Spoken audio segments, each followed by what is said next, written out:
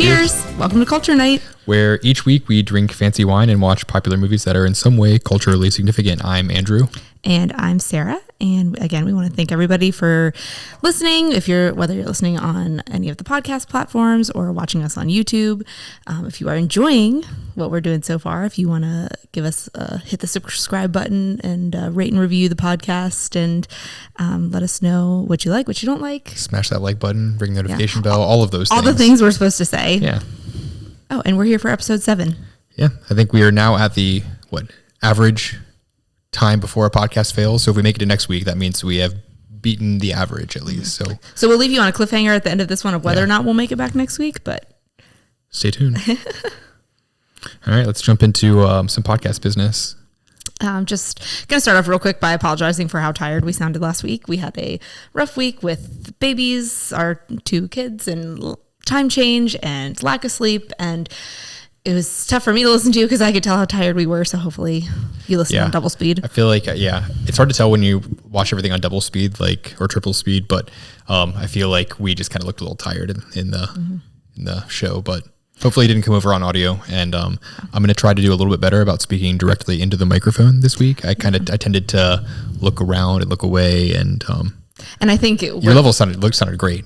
Mine were. It was when we came back after the movie that we forgot to bring it close. You know, there's still a learning curve with all this, so we're figuring out where everything's supposed to be and how it all works. But it did sound a lot cleaner overall. Definitely excited about our new setup and ready for another week to get some more practice. And I think that's all we really had for podcast business this week. I think we are going to kind of switch things up. I think going forward, in the past we've been doing here's the top songs and here's the top movies, whatever. And this slept on it next week segment. I think it makes more sense to do it before we watch the movie, kind of set the stage a little bit. Get our minds right, get us in the right decade year. Take us back in time, set the stage. So it kind of helps out that last week's movie we had already done that year anyways. So we're going to jump in this week, and we will move that segment, I guess, up a week. So we're going to start real quick by jumping back into last week's movie. Yes. Which was Young Frankenstein. Wow. You'd think I'd remember. We were a little bit behind in editing it. So I literally finished editing the podcast We were very tired. I kind of blocked out the whole episode. So you need to go back and listen to what I said. Last week in episode 6, we watched Young Frankenstein. Frankenstein. Yes. It was so hard for me not to say it after we watched the whole movie last week, to not say it like that. So after thinking about it, sleeping on it for a week, does your rating change? I believe you said 5 when the movie ended and then switched it to 5.7 by the time we finished. Yeah, I think I'll end it with a 6. I do want to come up with a slightly more objective rating system. I didn't spend time this week kind of coming up with that. I'll give it a solid 6 after sleeping on it for a week.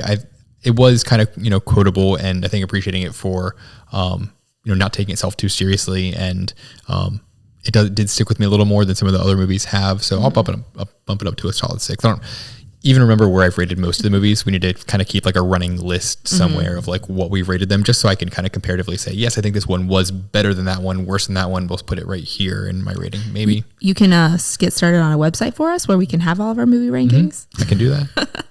I rated it, I believe, at a 6.8, 6.9, something like that. I think that's where all your ratings are. No, Blazing Saddles was a 4. True. I guess I bumped that up a little bit. I just feel like you have so many ratings of wines or movies so far in the 6.8, 6.9 range. It's a good place for me. It's very nice. I am sticking with that rating. I could maybe bump it to a 7 because the more I thought about it this week, the more I'm excited to watch it again, which I have not felt about any of the movies we watched so far. I think, like you said, the quotability off the top of my head, I can't remember a lot of the jokes, but I know that I laughed a lot, that I think if I watched it another time, that a lot of it would come back to me. But I feel pretty good about my rating. I enjoyed it, and I didn't learn anything that really changed my view of the movie overall. But what did you learn, though? Speaking of what I learned, I went a little deep last night. So first of all, I did mention in the podcast last week after we watched it that Gene Wilder reminded me of someone or some kind of character, and I just couldn't put my finger on it. And the more I thought about it, I feel like he reminds me of a silent film star. And I know that last week's movie was in black and white, so that kind of skews that a little bit, but we did also see him in Blazing Saddles. And I just feel like he has those like really expressive eyes and like is really expressive with his face and his like physical body. It helps that Young Frankenstein was black and white. I think that definitely kind of makes him feel more old-timey silent film era. For sure. But something about his look. There was just some like weird like sadness in all of his movies that he did. Even like the fact that he was a comedian and most of his things were comedies. I don't know. There's something there. Just seems kind of like a slight sadness behind all that. I see what you're talking about. But I guess that's just dark comedy. True. Very true. And then I also found out that there is a book that Mel Brooks wrote about Young Frankenstein and the making of it. And there was a free preview available on Amazon. So I read the introduction of it last night because I couldn't help myself. And just some quick bullet points is that Gene Wilder actually was not originally cast in Blazing Saddles. I know this is kind of going back a couple weeks, but they're intertwined, I promise. And Mel Brooks had brought him the script for that a long time before, and they had cast, and Gene Wilder loved it. They cast somebody else, and that guy was apparently a big drunk, and they would have been perfect for the role, right? But they couldn't even get him to do anything. So Mel Brooks called Gene Wilder to complain about it, and Gene was like, "Well, I know the whole part. Like, I can be there tomorrow." And they basically just like within 2 days he was like on the set. And to bring this back to Young Frankenstein, while on the set he was like doodling on a legal pad, and at the top it said Young Frankenstein, and Mel Brooks was like, "Well, what's that about?" And he basically told him his idea for the movie of being the original Frankenstein's great grandson, whatever, and kind of gave him the whole plot. And Mel Brooks was obsessed with the idea, and they shot Blazing Saddles for a full day, and then they went back to Gene Wilder's hotel room and started working on the script and worked on it till 5 o'clock in the morning. Dang. And then spent like several weeks of the Blazing Saddles like filming. I figured there had to be something going on there. The fact that they made both of those movies in the same year just must have been developed at the same time. Yeah, so they went back to his hotel room every night. Mel Brooks would have dinner with his family, and then he'd go over to Gene's hotel room, and they would just write all night working on the script, which I thought was pretty cool. And from what I could tell, this seems like it's the film that Mel Brooks is most proud of. Obviously, he wrote a whole book about the making of the Young Frankenstein, and also apparently there is a Young Frankenstein musical that came out in 2007. So it is no longer currently running. I do think they tried to bring it back in 2017. As far as I can tell, it's not out now to see, but interesting. I'm intrigued. Yeah, I mean, there was one little musical number in there when it's on stage, but I can imagine that being made into a musical. And that was apparently a big point of contention between Gene Wilder and Mel Brooks, is Mel Brooks didn't want the musical number and Gene Wilder did, and they were like, "We'll just film it and we'll see how it goes with the audience," and it was a big hit. So all these fun facts. And then I will just end my deep dive with a quote that Mel Brooks had at the beginning of the introduction. It said, "You have to really know a genre to make fun of it, and to really know it, you have to love it." And I liked that because his movies are so like genre specific that they're they're really making fun of them, and they're really deep in there. And I just feel like that was just like a cool thing for him to say, knowing the kinds of movies and things that he made. Yeah. Makes me want to go back and like again watch the actual like Frankenstein movie, or obviously it's more than just a movie, but like the film adaptation that they were mostly making fun of there, just to really appreciate some of those nuances. For sure. Cool. So that wraps up Young Frankenstein, and now let's get into tonight's episode. Yeah. So first things first, what are we drinking tonight? So we have an extensive collection of Zinfandels from what I could tell going through our boxes. So we are drinking another Zinfandel, but this is from a different vineyard from Tobin James. It is from the Ducey Vineyard, 2016. And it's a good vineyard. We had a Fat Boy Zinfandel a couple of weeks ago. So let's check it out.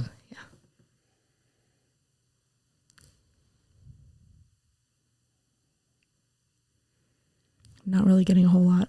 It smells like red wine. I was gonna say it's like a wood, like definitely get like some of the oak barrel that it was aged in. A little bit more of the natural elements. Smells. I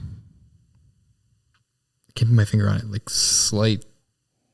I don't know if it's strawberry or raspberry. But I can get the sour of the raspberry a little bit. All right, let's try it. Ooh, that's good. It's not very like harsh, not very alcohol forward. I get a little bit of that like oaky barrel taste. Love me a good barrel. Yeah. There's not much going on though. It's not overwhelming, but it's good. It's got a good like natural, like soft tannins. Yes. It's not very like tart or anything. Goes on pretty easily. It's not something that's super sweet or like vanilla-y or chocolatey. Just, I think it's delicious. Yeah, very good. All right. And now what are we watching tonight? We are watching Indiana Jones in the Raiders of the Lost Ark from 1981. Nice. We said we really wanted to get out of the 70s, and we just barely. We hopped over to the next decade by just a little bit. And I feel like decades used to be a lot more defined now. I feel like the difference between like 2009 to 2011 is like nothing, but somehow 79 to 81 feels like a big jump. Significant, yeah. For sure. We also kind of wanted to switch. Obviously, we're not making a huge jump forward in time, but we did want to switch genres a little bit. We were deep in the comedies for a while, so getting into something more action adventure. Yeah, a little more serious.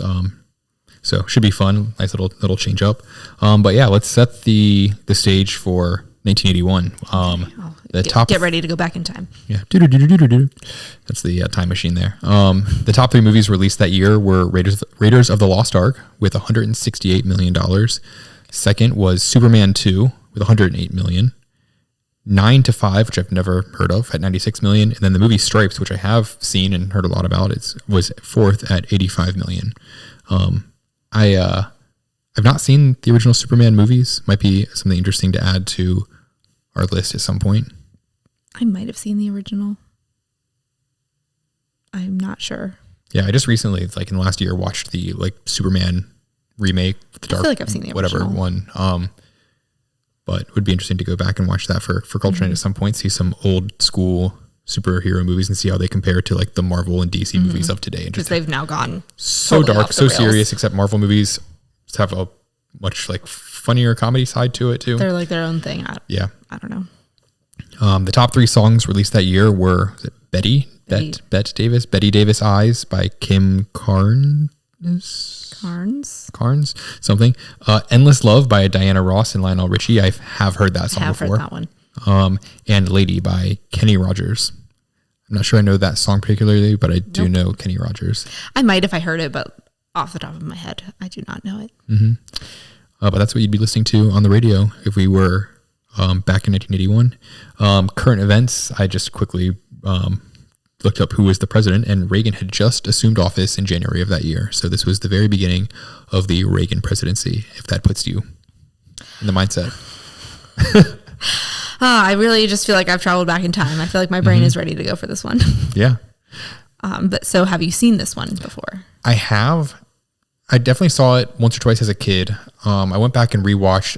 I believe I watched the first 3 original like Indiana Jones movies, probably like 7 or 8. It was probably closer to like 10 to 12 years ago now that I think about it. Time flies. Right.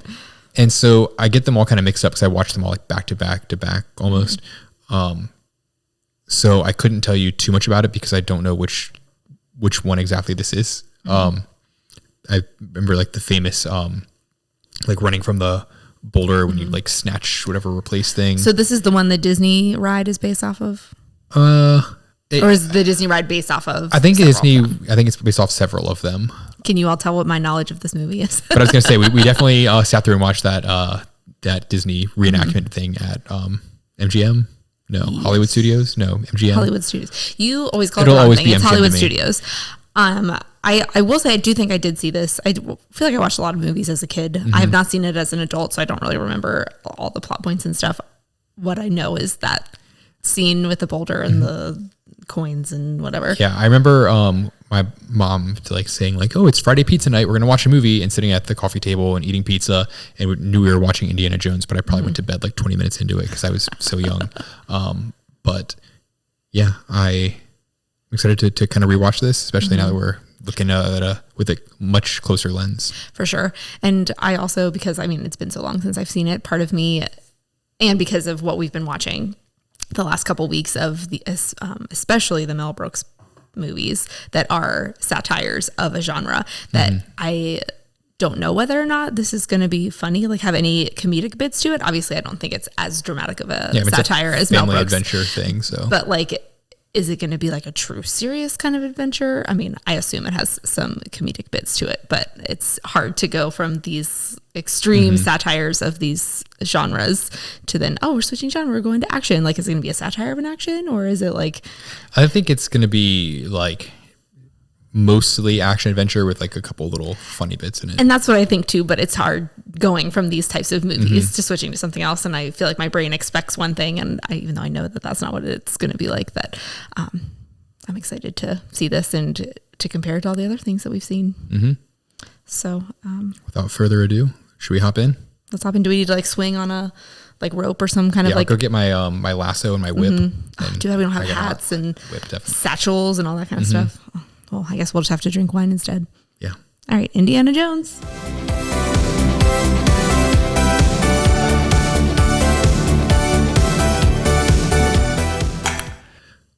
All right, so that was fun. that was good. Yeah, I think it was definitely a huge change of pace from what we've been watching all the past couple weeks. It was a hard pivot. Yeah. But I'm glad we switched it up. I was getting a little tired of what we were watching. The really old comedies to do something a bit different. Just, I don't know, it's a breath of fresh air, I think. For sure. A lot of fun. But before we get to the movie, let's start with before I drink any of the unofficial wine of the after show, the Black Box Cabernet Sauvignon from 2021. Yeah. I have to just leave it over there until we talk about the Tobin James wine, because we will be tagging Black Box in our mentions in their mentions until they, I don't know, sponsor us, give us a shout out. Someone's a little thirsty for some sponsorships over here. Hey, it'd be fun. So yeah, wine scale, on a scale of 1 to 10, a 1 being like a good wine. Like, this is not on a scale of like I wouldn't drink this if you paid me to any. This is on a scale of like good wine to like nectar of the gods. Where would you rate this one? The scale is tough for me. Yeah, we got to find a better way to ground this, because so I did write 5.2. My first thought was like a 4.8, 4.7. But it's not a bad wine. That I feel like anything less than a 5 is like, I enjoyed this wine, and it's much better than, I love you, Black Box. It's like, it has so much more nuance to it than something that you buy in the grocery store, like a boxed wine or just like a lower shelf Cab Sav. But it was nothing really that I'm going to remember to write home about. That it's tough. Yeah, I did like the fact that you got a bit of the barrel flavor to it. Like, I really love when you can tell that this was like a wine that had like a real cork and was in a barrel and was actually aged. And like, you can get a little bit of the history and like those notes to the wine. I like that it wasn't super alcohol forward, to the point where I like felt like I was drinking like soured wine, or just like something that really made me kind of like pucker with every sip. It was good there. Very easy to drink, but like you said, not super complex. I'm going to give it, go ahead. I'm going to give it a 7. I'm gonna give it a 7. 7. Yeah. I mean, I will say once I found the word earthy, because I think that's what I was looking for in our before notes, was I kept saying natural, but I think it was like those earthier, like, I feel so dumb saying like soil or bark, and I think bark kind of goes into like the barrel thing that you're going with, and that's something that I really do love in a wine. And I got a little bit of tobacco, and I think you said you got that too. After we were drinking a little more, like, I kind of identified that a bit more with it. Yeah, it definitely was not like one of the sweeter red wines with all those kinds of things. It was a lot more like toned down, earthy flavors, which I do really like. But I think I'll stick with my 5.2 rating. Yeah, I mean, I think to get above like a 7 for me, you're gonna need to have a bit more complexity there. You have to have like, just something more fun there. The fact that it didn't seem super tart or like tannic, I didn't feel like it was like that, intense to drink. I could drink easily a bottle of that, and it would be, it would be good, just by myself. So I think a 7. At first I was like, is that too high? Is that too low? And I thought more about like, I got some of the natural traits that I like, the barrel flavor to it, and some more like the fruit flavor, not super sour. 7. All right. So there it is. Stick with it. I like Recommend it. That was the 16 Ducey Vineyard. Yeah. Zinfandel from Tobin James. And I did really like it, and it did grow on me the longer I drank it. And it's not that I disliked it from the beginning. It just was like, oh, I'm enjoying this more as I drink it. I did really like it, but it's not like some like Cab Francs or like the and the 5 really stood out to me. I think that's the kind of the one that in recent weeks that has really been like, wow, this was like really good from start to finish. I remember what I rated the 5, but I did enjoy this a bit more, to be honest. You might have actually given the 5 like an 8. I think I did, and then I think you talked me down. Or then I remember the scale, and I think I talked myself down a bit. Yeah, but that one was really good. So definitely we're holding out for episode 10 to have another 5 because I want to have another one soon because that was really good. Agreed. I'm also interested next time we get a shipment from Tobin James to try one of the more recent ones, just to fresh bottle.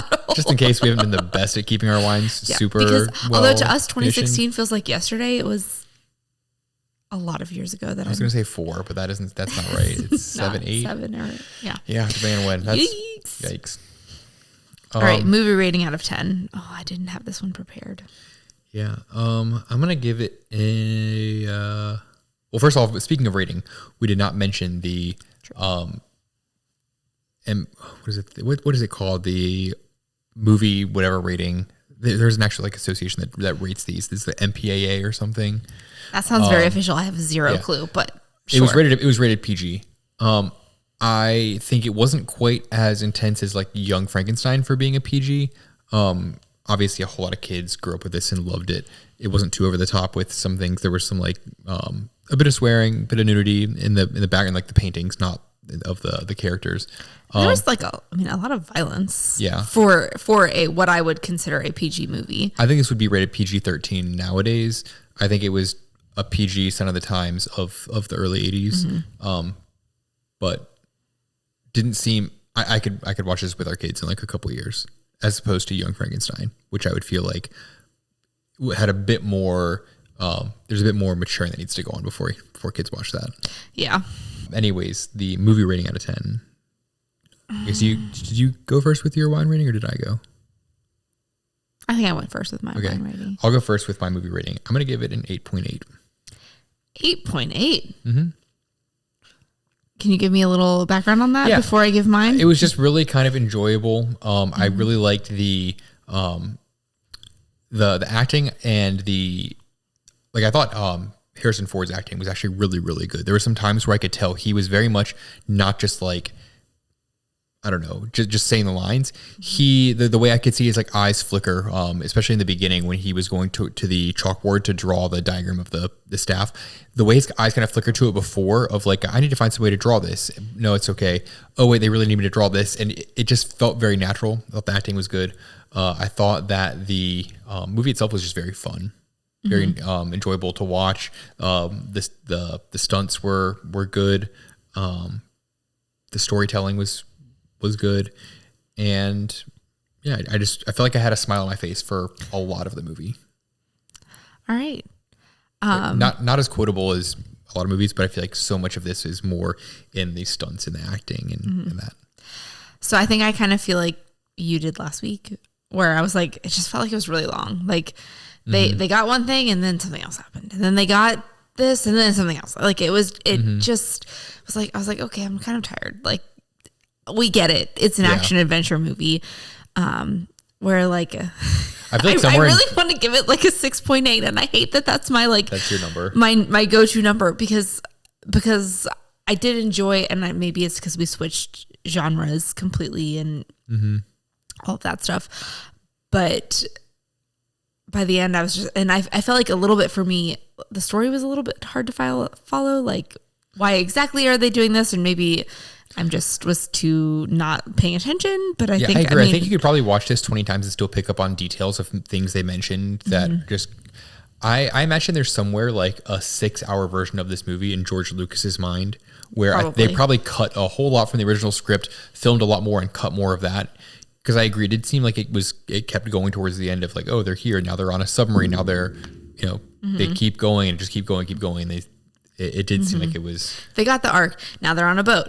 They are going on the boat. No, now they're on a submarine. Okay, now they're in the middle of the desert again, and it was just like, ugh, Yeah, okay. I'll give it to you. There was a lot with that. That like I wanted to give it a 7 because it was like the action and excitement, and Harrison Ford and the different locations, and that kind of getting outside of your comfort zone as far as like being in a neighborhood in the United States. Like this was out of the country and in the I'd love to jungle know and where all all that this stuff. was filmed, because I could still see all this being filmed easily in California, just the way, especially in the 80s, how things were filmed, where it was all like, oh, you go here, then you drive 20 miles north, now you're in Nepal, desert, and now you're in some tropical city that I could see that all being filmed there.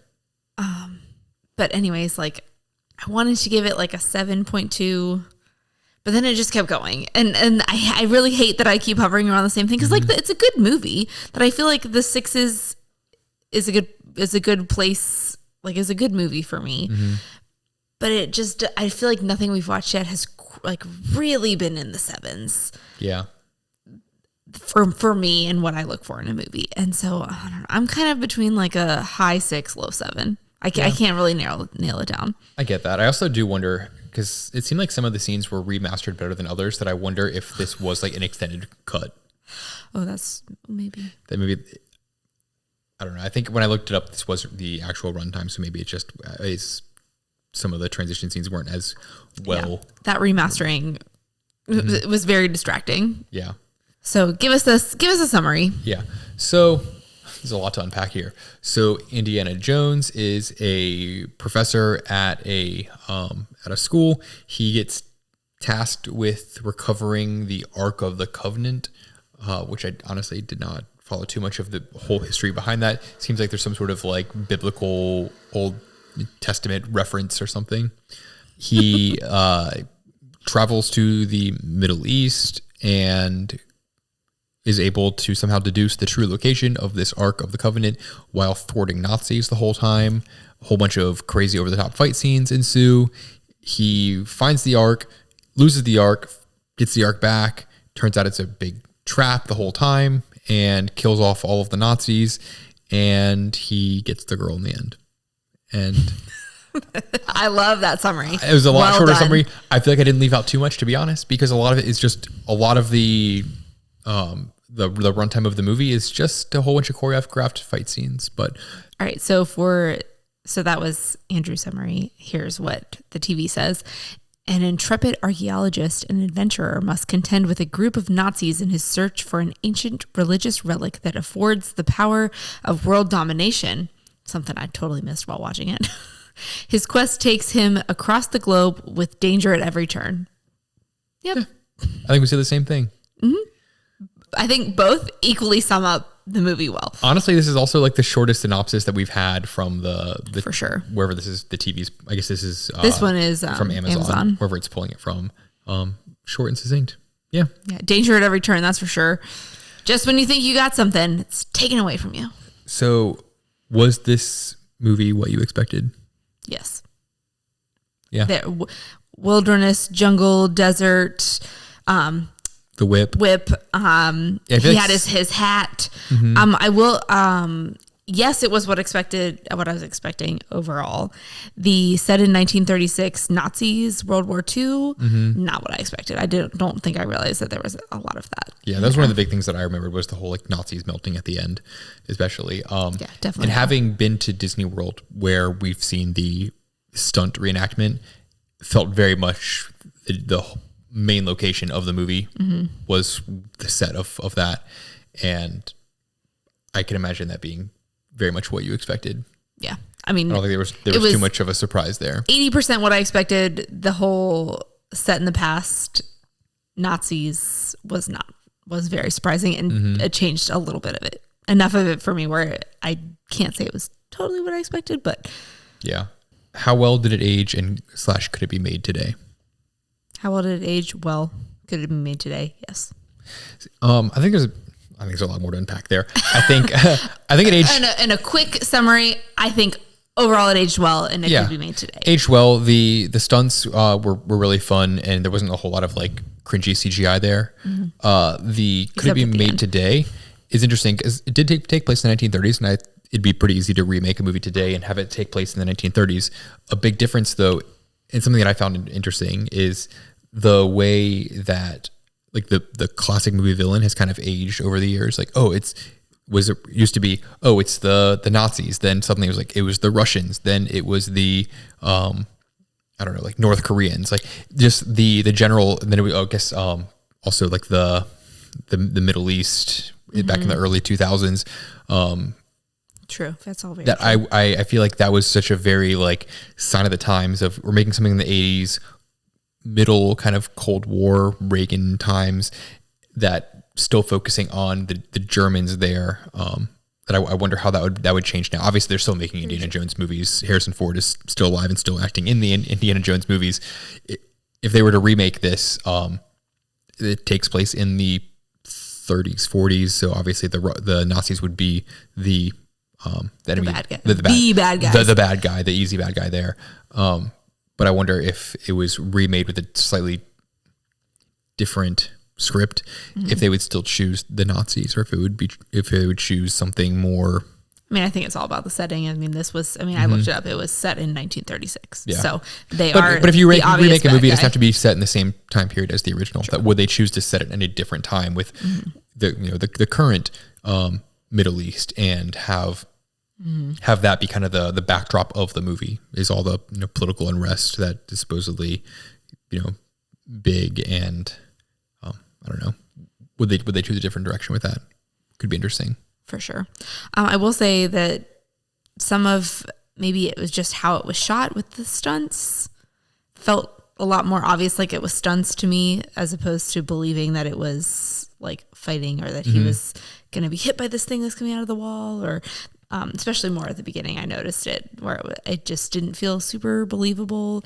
And I think, and maybe because the beginning scene is a lot of what the Disney reenactment is, that it felt a little more fake to me, that I think it would be made mildly more believable with more CGI.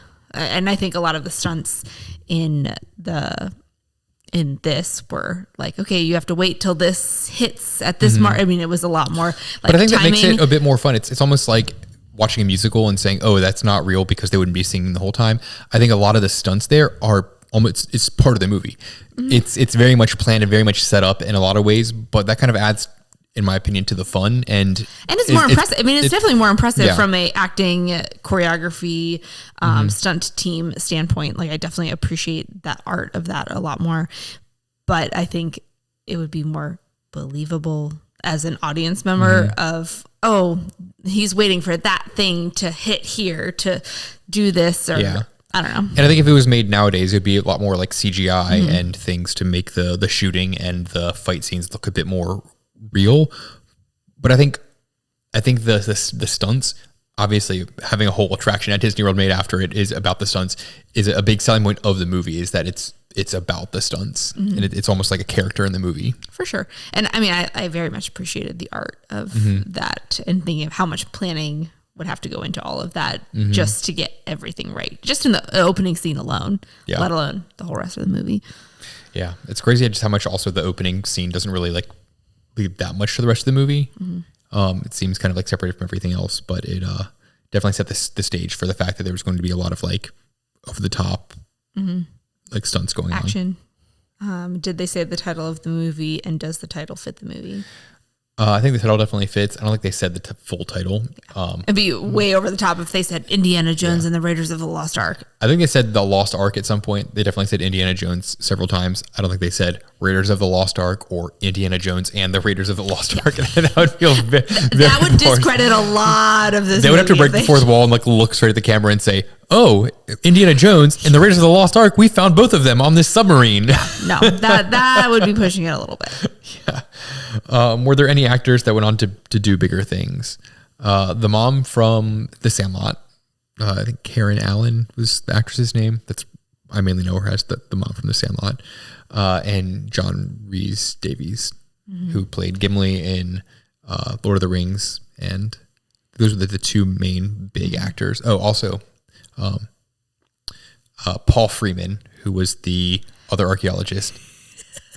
played Ivan Ooze. The Power Rangers movie. I love it so much. I need to go back and look at pictures of the Power Rangers like of Ivan Ooze now because it was so. The whole time I was watching it after I discovered that halfway through, I was trying to picture him as Ivan Ooze. As soon as you said it, I was like, absolutely, 100%. Yeah. I love. I think he definitely has the charisma, and I totally believe that it's him. But I was just having a hard time remembering what Ivan Ooze exactly looks like and picturing him as that. But I also find it funny, and I wasn't going to make a note of this because I was afraid you were going to make fun of me for saying this, but because there is a Power Rangers tie-in to this movie, as soon as it started, the whole opening scene gave me some serious vibes from the Power Rangers Turbos movie, which was the second one, which you don't like as much, but I really loved as a kid. But it's kind of set in the jungle, and there's so I was like, I'm really feeling like it's in a similar setting of that Power Rangers movie. And then like 15 minutes later, you're like, oh, that guy played Ivan Ooze in the first Power Rangers movie. And I was like, oh my gosh, it's all Power Rangers. Oh man, now I need to go back and watch Power Rangers Turbo. So maybe we are going to have a Culture Night Power Rangers. I'm not mad about it. Yeah, it now makes sense. So especially because they're bringing it back. True. Next up was, what impact do you think this movie had on pop culture? A ton. Yeah. I think it influenced a lot of movies for the next like decade, but also there's so many references to the whole, like even in the opening scene, switching out the idol, and the Indiana Jones theme is just so iconic. Yep. And I mean, my knowledge of this movie, I do think I have seen it before. Not a lot of it really came back to me, but I feel like I watched a lot of movies with my parents as a kid that just didn't really stick with me because I was just like in a place where I didn't really care. And we were just watching a movie and I was just living in my own world. But for me, my knowledge of this movie is is the Disney World ride. And then they also reference it in Full House.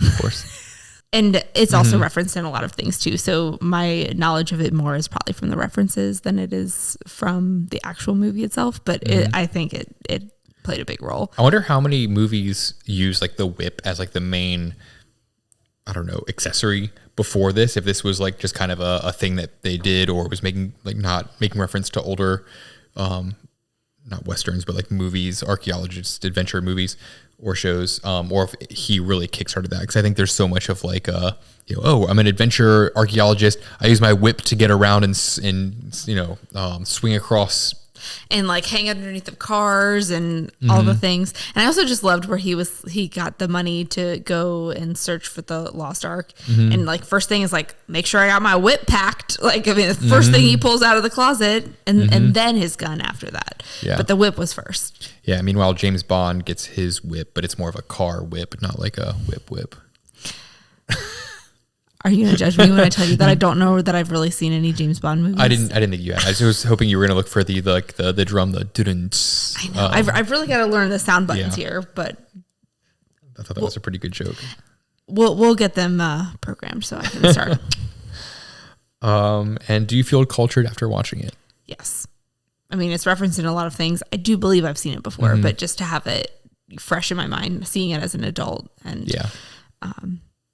and looking through it from the lens of we're going to talk about it afterwards and we have to pay attention to a lot of things and paying attention to the stunts and the CGI and all of that kind of stuff and really thinking about, and the remastering, looking at and I think I also noticed some of the anamorphic lens, the way that some of the scenes were so widely shot and the way they kind of were skewed as the lens shifted focus from one something close to something far. The way it kind of shifted there was very much a anamorphic lens thing that I was paying attention to some of the cinematography. It's crazy the things we pay attention to now. It's so fun. Yeah, it's really cool. All right, I'll let you go first on your notes because I did last week. Okay. So first note I had was not a chance with those spiders. The whole like tarantulas in the beginning, 0% chance I would have, like I had like, even just seeing the one on Harrison Ford's shoulder, I'd have been out of that crypt. Seeing like the 100 on that other guy, I think I would have died just from seeing those, and not to mention being like possibly bit by them. I mean, the spiders didn't bother me as much as the snakes, but And I know that you're more of a spider person. I mean, I don't love snakes either, but like the spiders. Oh, I'm like itching now thinking about that. But also, zero chance that other guy would have lived with that many tarantulas on him. Like, no, that Harrison Ford could just brush them off him. No way. Yeah, and that was a lot. That would have taken forever to do too. Even if they were completely harmless spiders, that getting that many off you would have taken forever. And the fact that many just like appeared on him out of nowhere, You would have felt like bad. more of them would have just appeared as you're brushing them off. Like, there's no way you would escape that.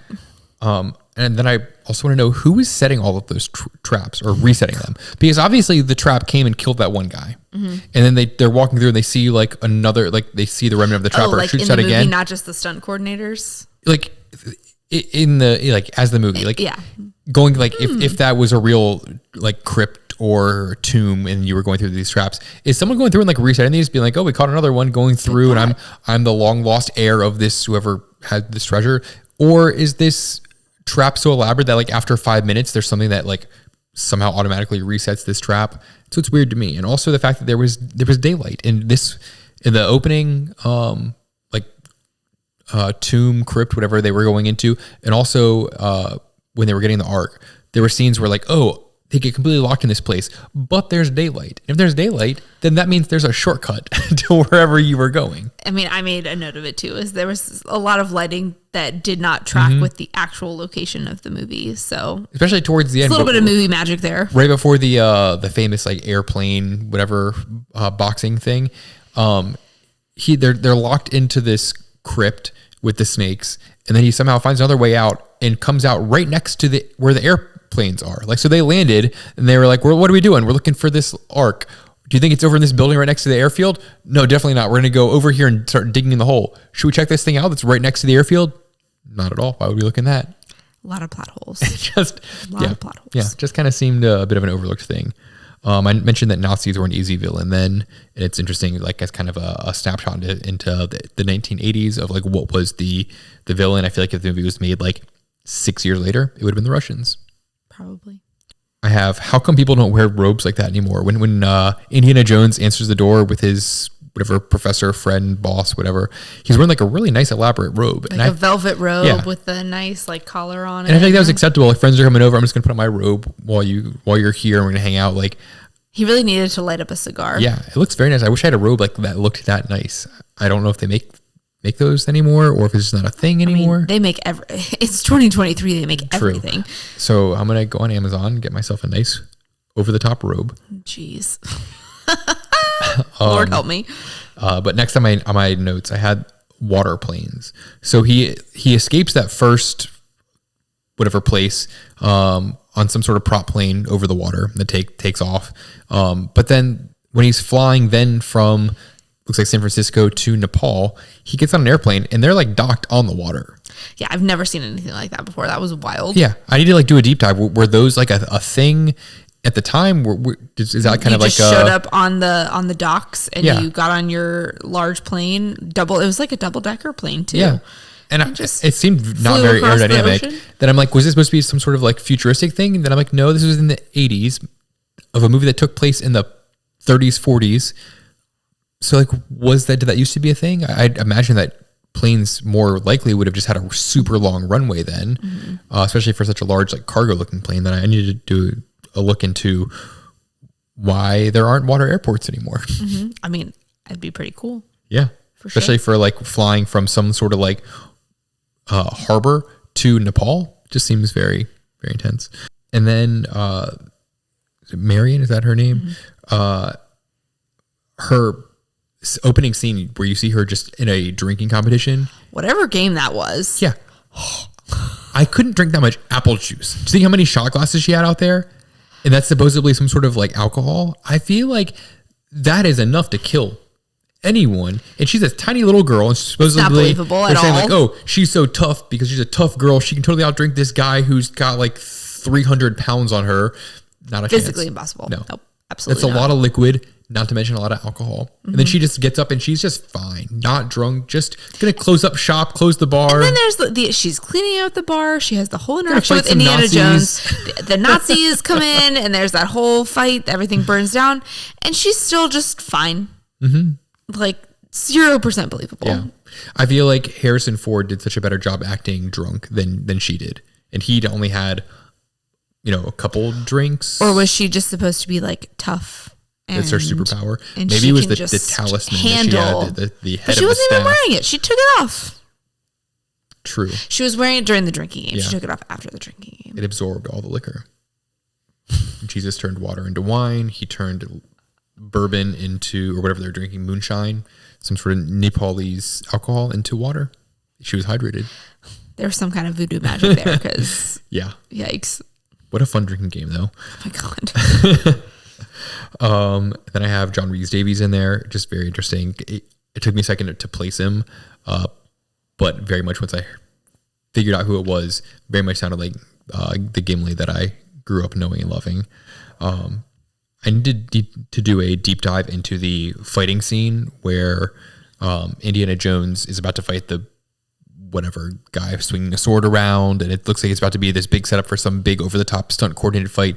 I'm pretty sure I read somewhere that like Harrison Ford was having stomach issues that day, and they decided to just say, we're not gonna have the fight, he's just gonna shoot him and it's gonna be a funny thing. But I think there was like supposed to be like a big like boss fight thing where he was going to have to use the whip and dodge, duck, evade this guy. But I need to do some research for next week on that. You're going to be in charge of all the deep dives next week, and it'd be great. Hey, you did all in this week, yeah. I'm really intrigued by your deep dive so far. Yeah. So I hope that there is more to that story and that it's true, because that would be very interesting for sure. The truck full of explosives made me laugh, just because I feel like if you've got that much dynamite or whatever explosives in your truck, you're like begging to have some sort of like spark in the air to just blow yourself up.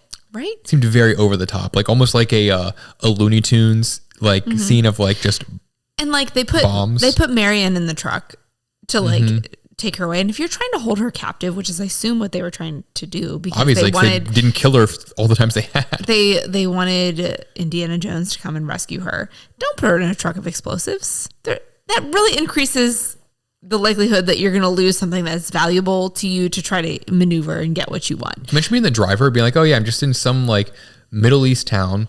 I got a whole truck full of explosives. I feel like I'd be like, I'm going to drive 0.1 miles per hour. I'd be like, nah, I'm out of here. Not for me. Yeah. This is not my job. Terrifying. I feel like any amount of friction would just be a death wish there. And obviously it does explode.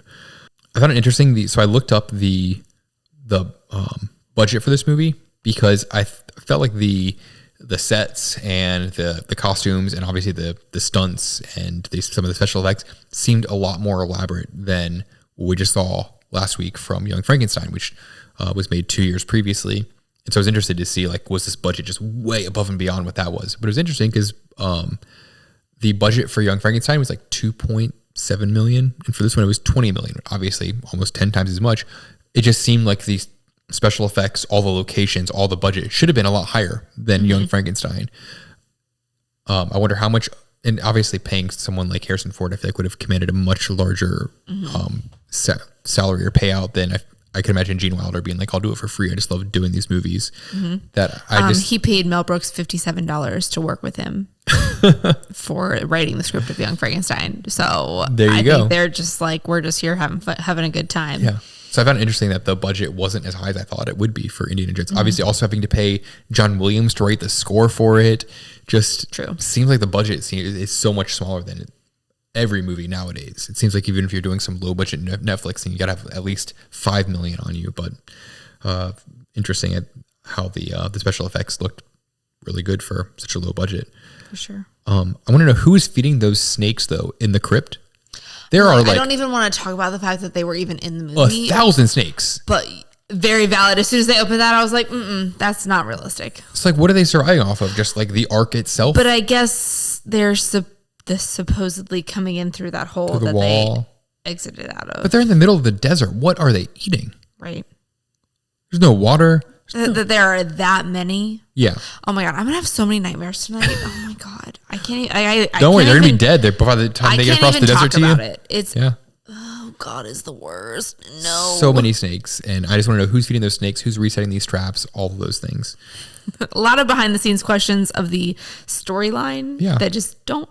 I need to hear the backstory on how these snakes grew up, what their livelihood was like. The soundtrack was amazing. Obviously, John Williams. So iconic.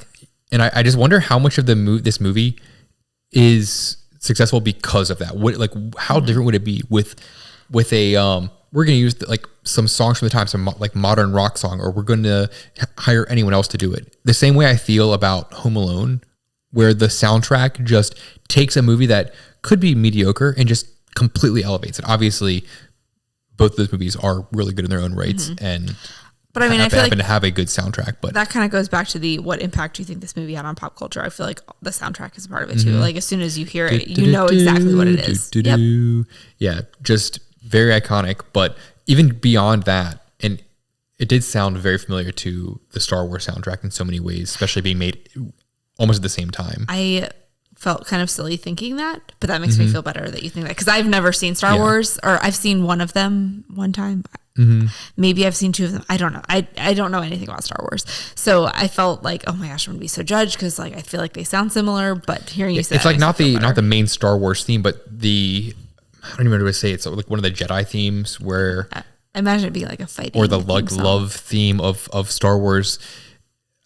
There's probably like a name for that song, but it felt very familiar or very similar to one of the main songs they kept playing in Indiana Jones.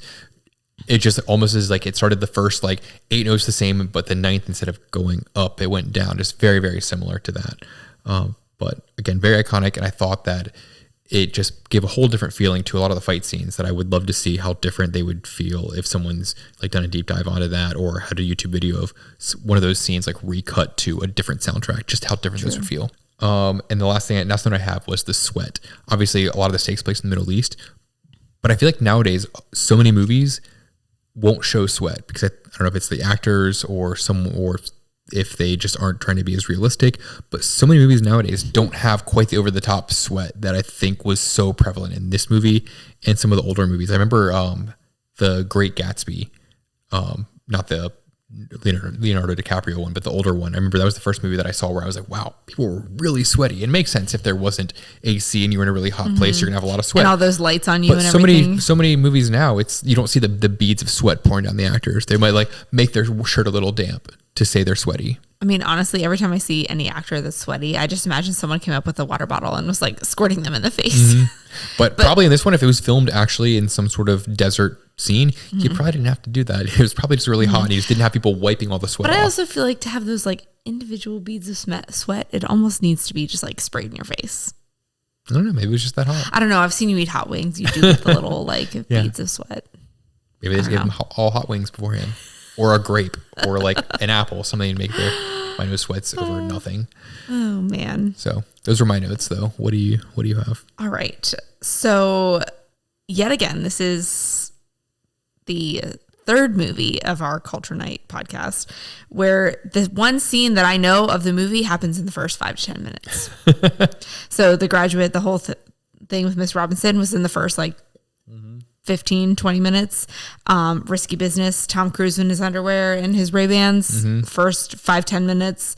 The whole swapping of the gold or the sand for the gold statue, first 5 minutes. I was like, oh my God, do we not watch past the first 5 minutes to pick other scenes that we make famous? That maybe that's just a trend. Yeah, I knew this was definitely in the first couple of minutes. I could very much see a different movie where they could have made that very much a build up to the main scene of the movie. I assumed it was the end of the movie. Yeah. I was like, well, I don't know what the rest of this movie is going to be about because that's what I knew about this movie. So a little bit of a letdown there, but also interesting that it's not the first time that's happened in a movie that we've watched it. And that's apparently we just latch on to the first parts of movies. If you're going to make an iconic scene, make it in the first 5 minutes so that people are guaranteed to have seen it. For sure. I also made a note that the action was very slow in that whole first scene, and more of like, I felt like his reactions to things were a little bit slow. And I think that is a lot because I assume he was doing most of the stunts for that because the cameras were pretty close on his face, but it felt like he would definitely die. Like if something like that were to be real, you would just die. And just how, if not from the traps, from the spiders for sure.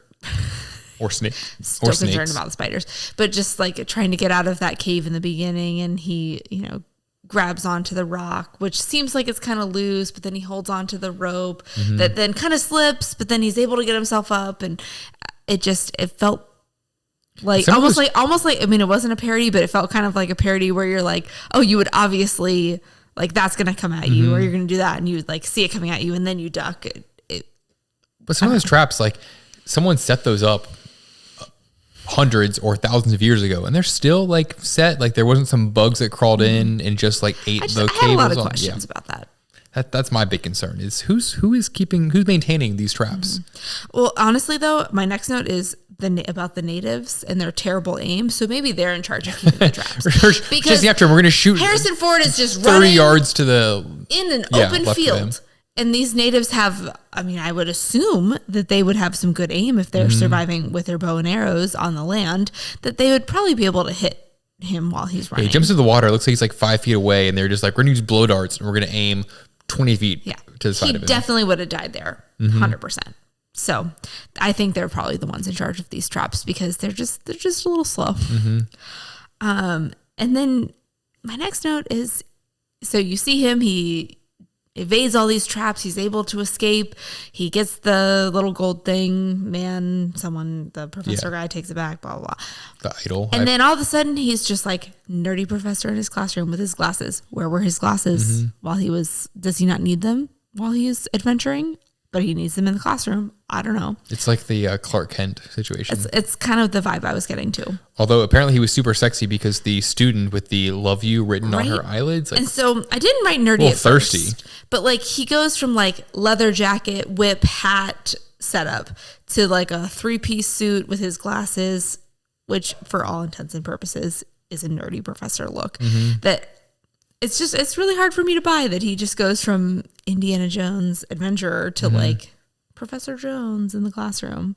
To then like steamy guy with that nice robe. You're never gonna let the robe go, are you? 3 very different egos there.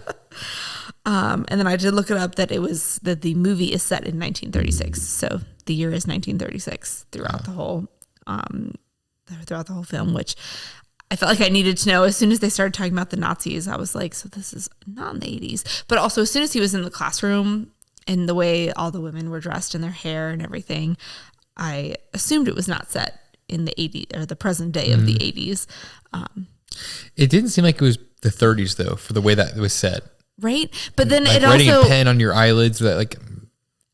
Going a little bit back to last week with Young Frankenstein, it was supposedly like 1931, and we were commenting on the classroom. There was women and just like the diversity in the classroom, and apparently archaeology was full of women in 1936. Full of thirsty women. They were the thirstiest of women.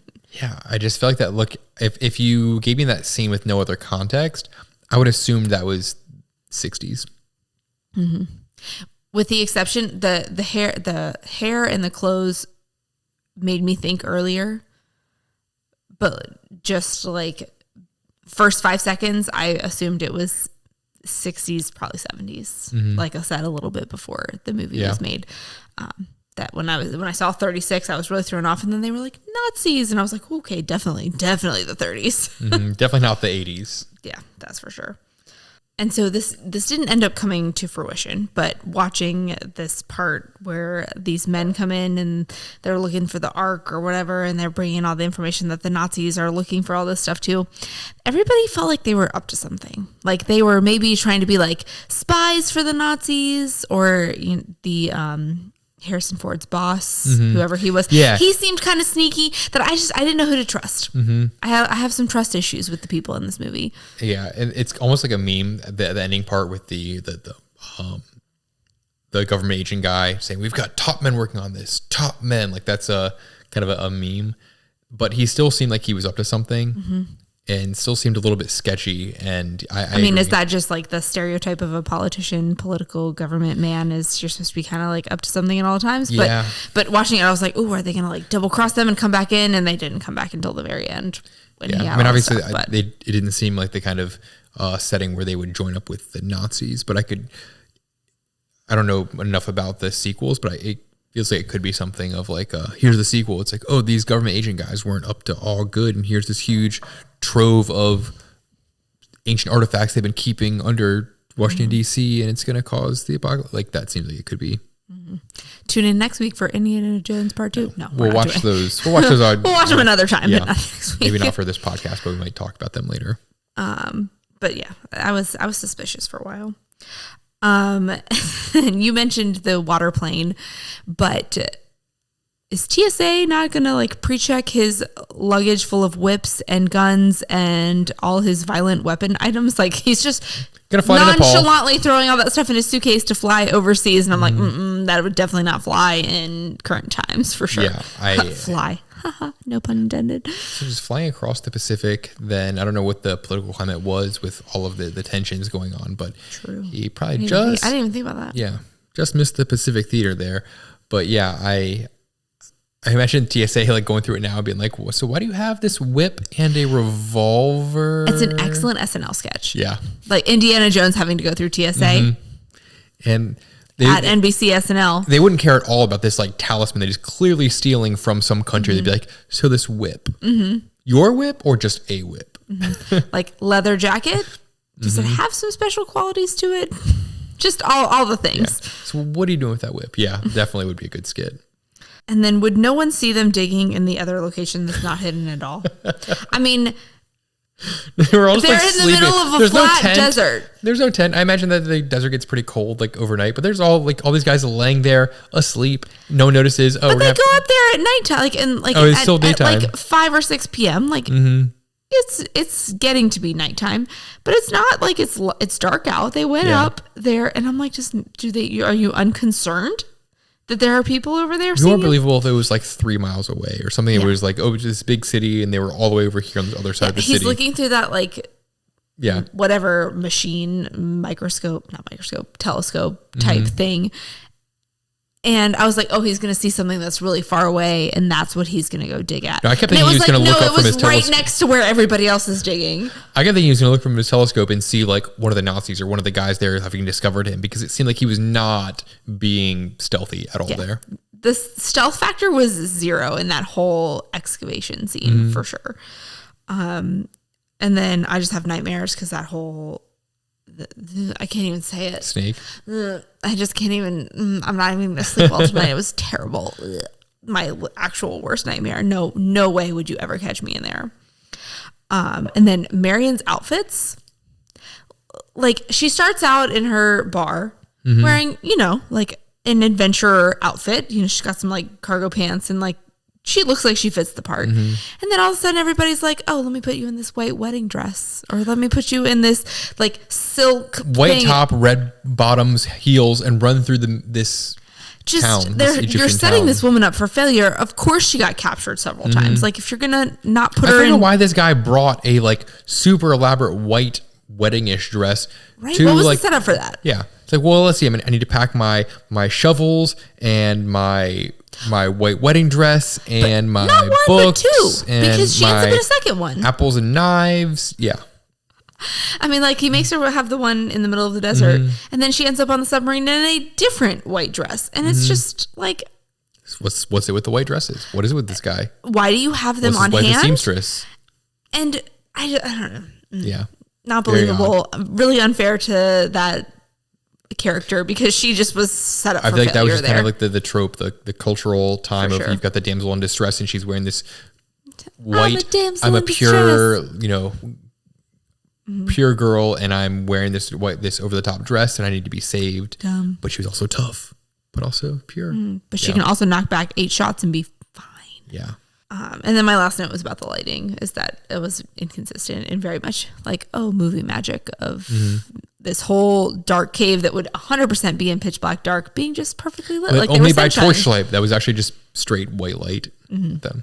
Yeah, not super consistent. And also we've kind of touched on it, but they've clearly remastered this since 1981. And there was a lot of parts where like the edges would be out of focus or the transition shots where they just hadn't remastered those and it seemed like they were very blurry all throughout. And then the next scene would be very in focus in some of the smaller details. It was more noticeable, I feel like, at the beginning, but then, I mean, maybe I got used to it or I don't know, but I'm glad you said something about it because I thought I was crazy for a second. And then I was like, okay, they're clearly trying to make this look clearer now in the 2020s. But the 4K. I mean, with the benefit of film is that you kind of can remaster that to 4K or higher resolution because it's analog. It's actually on that print, and you can, to a certain extent, make that a lot more modern versus something that was filmed digitally. When you filmed it with so many pixels, you've lost any additional quality there. So. Yeah. But it was a good movie. And I think I also really enjoyed it because we were coming off of these comedies, that to have something that was just a complete different shift of what we've been watching, I appreciate it a lot more. And although it did drag on for me a little bit, but overall I did very much enjoy it. And yeah, I'm glad to be kind of out of the 70s. I think we might go back to some of the 60s, 70s, like eventually, but I think for the foreseeable future, I'd like to stick with the 80s and 90s just to unpack a lot there. Yeah. Different genres, and just, I think that was kind of like a really cool time period for movies in general, that I think there's a lot of good things to watch there, that I'm excited to spend some time in the 80s and 90s for the next couple of weeks. And I do kind of want to jump around a little bit more with genres, because I do feel like I took a lot from being in comedies for 3 weeks in a row with the 70s, like same decades, same genre. I could see where a lot of that like built on each other, but I'm ready to try some other stuff, dabble in some other things. And we'll see what next week brings. We clearly don't pick these very far ahead of time. Yeah, we picked this one a couple of minutes before we started recording, so there it is. We're so organized, but that's fine. So I'm glad we watched it. I feel actually very cultured, more so than the last couple of weeks. That this was another one where it was like, you hear of Indiana Jones a lot, that I feel like I want to watch the newer ones. I think there's another one that's coming out soon, but there was one that was filmed a couple of years ago, just to see how different they are and how much they reference the old ones, whether it's like how that relationship is. But yeah. I think this is another successful culture night. For sure. I'm for sure cultured, and I'm ready to bring on next week. So cheers. Cheers. Catch you next time.